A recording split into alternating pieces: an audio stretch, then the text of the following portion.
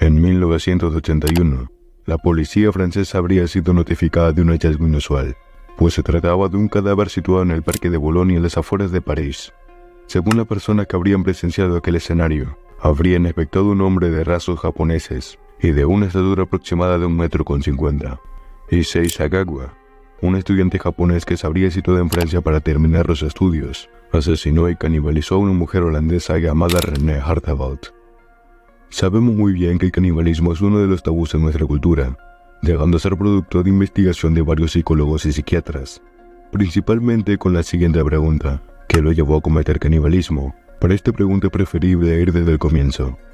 Issei Sagawa, nacido el 26 de abril de 1949, en Japón, justo donde la Segunda Guerra Mundial hizo que la población empiece a sufrir de hambre. Pero en el caso de Issei no se convertía tanto en un problema. Su familia tenía cierta estabilidad económica, por lo que no sería un problema para él, excepcionando el hecho de que era un niño prematuro, provocándole enfermedades graves como la gastroenteritis a su corta edad.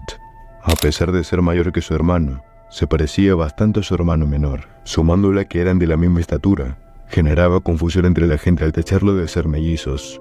Apenas a una edad bastante temprana habría descubierto el canibalismo, en una infancia en donde él mismo describe como feliz. Uno de sus tíos actuaba como un caníbal con el fin de entretenimiento, probablemente inspirado en obras literarias de aquella época, tales como lo es el ejemplo de la Isla del Tesoro. A partir de estos recuerdos, Sagawa empezó a interesarse por el sabor de la carne humana.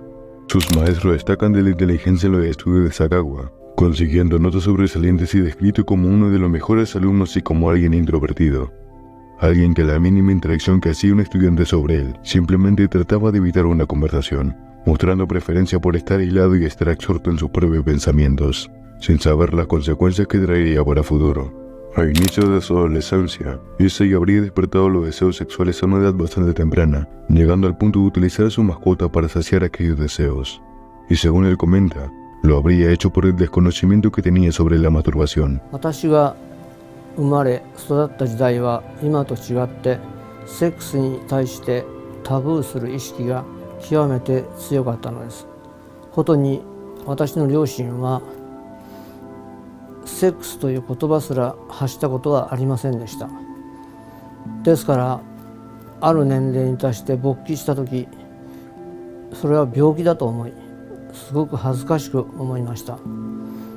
それをマスターベーションで解消するというようなことも知らずに、飼っていた犬に舐めさせたりとか変なことばかりしていました。間が歪んできたのではないかと今は思っています。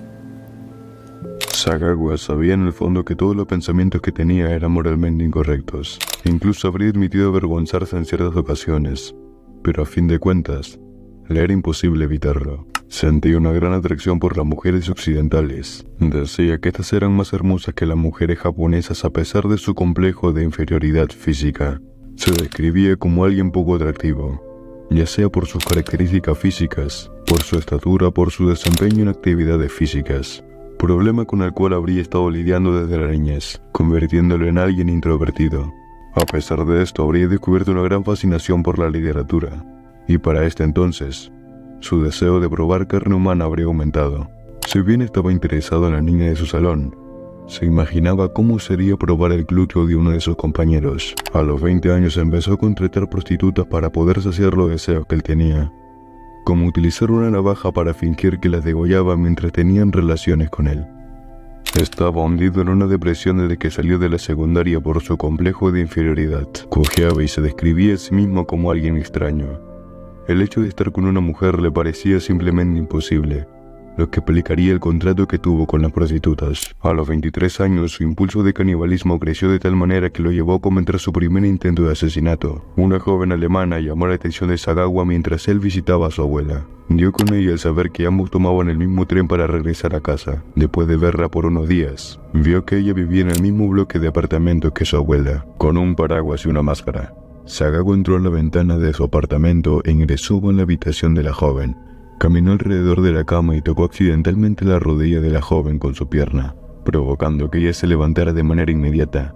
Antes que Sagawa saliera del escenario, la joven lo tomó del brazo y rápidamente llamó a la policía. Sagawa fue arrestado por intentar abusar de la joven, o por lo menos eso era lo que se creía, y lo que Sagawa quería que pensaran. Después de todo, era menos grave que crean eso a descubrir sus verdaderas intenciones. Akira Sagawa, multimillonario presidente de Kurita Water Industries, en Tokio, habría sobornado a la joven para que quite los cargos contra su hijo, Issei Sagawa. Posterior a esto, los padres de Sagawa optaron por llevarlo a un psiquiatra, y las respuestas habrían sido las mismas. El psiquiatra describió a Sagawa como alguien que tenía rasgos psicopáticos, fantasías sexuales retorcidas y comportamientos obsesivos. Sumándole su frustración y baja estima, lo convertían en un peligro para sí mismo y para quienes lo rodeaban. Poco o nada hubiera servido llevarlo a un psiquiatra, puesto que no se tomó ninguna medida al respecto. Sagawa habría abandonado Japón para estudiar en la Universidad de Sorbona el curso de literatura comparada. Como era de esperarse, Issei habría llamado la atención por el alto nivel de sus calificaciones en el campo, pero para él, cada día era atormentarse por no poder conseguir una relación con alguna de sus compañeras por la baja autoestima que él tenía de sí mismo, y su desesperación por conseguir carne humana lo habría llevado a cometer su primer asesinato en 1981, cuando conoció a René Hartevelt, una chica holandesa de 25 años la cual también estudiaba literatura. Al verla por primera vez, Sagawa se habría obsesionado con ella. Los primeros días de conocerla la habría dibujado en su cuaderno. Se supone que Hartevelt tenía una buena visión de Sagawa, alguien inteligente y un poco tímido, que a pesar de ello, era muy respetuoso.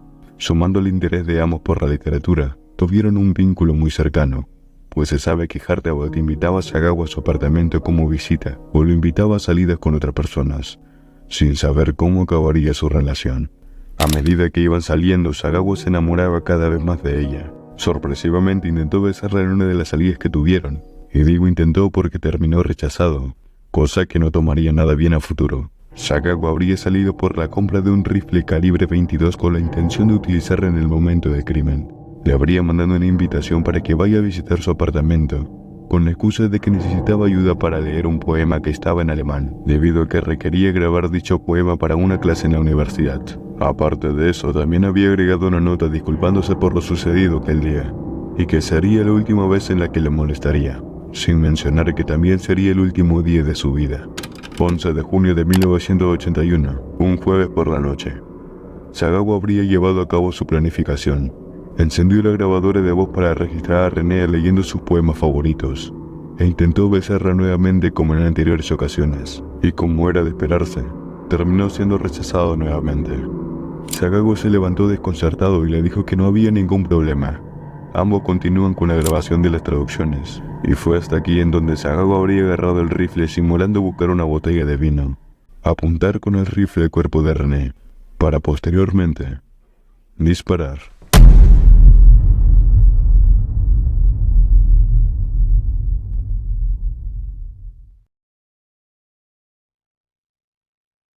René repetía algunas frases mientras yo preparo la grabadora. Siento como su voz me traspasa. La miro fijo desde muchos ojos en el vacío, y una voz semejante a todas las otras solloza mientras el espanto crece en el espacio. René cae al suelo fulminada mientras Sagawa mira el cadáver de Hartevelt detenidamente y decide que comenzaría a probar primeramente sus glúteos. Mientras quita la prenda de René, fue tomando fotografías sobre todo lo sucedido. Posteriormente va a la cocina y cogió un cuchillo para abrir la zona.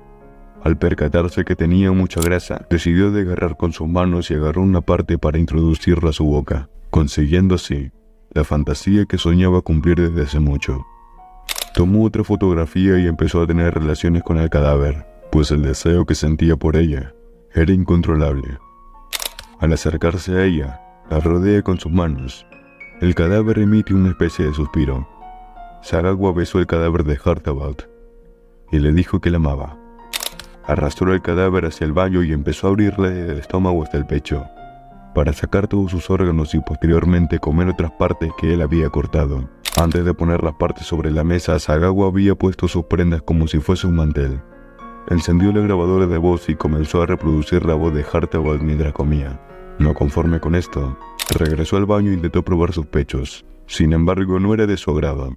Se mira al espejo, y él mismo no se reconoce. Un sueño lo invade en ese momento. Se recuesta al lado de ella, y aún exhausto, arrastra el cuerpo hasta su cama para dormir junto a ella. Al día siguiente, ya estando consciente, piensa en cómo deshacerse del cuerpo. Puso algunas partes en la refrigeradora y otras en la cocinó para alimentarse, ya que para él el cadáver todavía no mostraba signos de putrefacción. Por la noche llamó un taxi y pidió que lo llevaran a los suburbios de París, en el parque de Bolonia. Sagawa en ese momento no habría estado razonando, pues habría cometido el crimen frente a docenas de personas que él mismo sabía que lo estaban viendo, lo que lo había puesto nervioso y su intento de lanzar la maleta al río había fallado, puesto que el cadáver lo había dejado a una corta distancia. Reportaron a la policía que en la poca profundidad del agua sobresalía un pie y una mano. Al día siguiente la noticia se dio a conocer. El mismo taxista que habría llevado a Sagawa hasta el lugar habría denunciado el caso, principalmente por el hecho de que se le hacía raro que alguien vaya al parque a esas horas, y casualmente con unas maletas. Ubicado en la calle Erlinger, en el departamento número 10, se encontraba Issei Sagawa, quien dejó entrar a las autoridades con total tranquilidad, y quienes encontraron una pistola, una alfombra manchada de sangre y la más destacantes, pedazos del cuerpo de Hartawat en la refrigeradora y la sesión de fotos que habría hecho Sagawa, quien una vez en la jefatura impresionó el hecho de contar todos los detalles del asesinato con total normalidad. Y era de esperarse que después de unos años los psiquiatras hayan diagnosticado a Sagawa como alguien con despersonalización. Fue de tal manera que el juez lo describió como una persona incompetente para ser juzgado, por lo que habría sido llevado a un asilo con un periodo indefinido. En 1984, Akira Sagawa hizo un trato para que su hijo fuese llevado al hospital psiquiátrico Matsuzawa en Japón, ya que supuestamente había contraído una enfermedad intestinal. El fiscal pensó que para aquel entonces Sagawa estaría preso de por vida, cosa que fue totalmente lo contrario, puesto que solamente permaneció internado 15 meses, saliendo del lugar en agosto de 1985, además de grabar todo el desmembramiento que contenían las últimas palabras de Hartawat y el disparo real. Sagawa también tomó un total de 39 fotografías de los actos que realizó con el cuerpo. Si bien todas las fotografías de la autopsia fueron reveladas en diciembre de 1983, no se sabe nada de la cinta que contienen las últimas palabras de Hartawat y el disparo que la mató, apartando el hecho de que probablemente está en manos de la policía francesa. Lejos de ello, lo máximo que se pudo haber encontrado es un video de Sagawa elaborado en el año de 1994, que sería el último detalle de él, puesto que habría fallecido el 24 de noviembre de 2022 por neumonía, terminando por excusar los actos que cometió, como un acto de amor.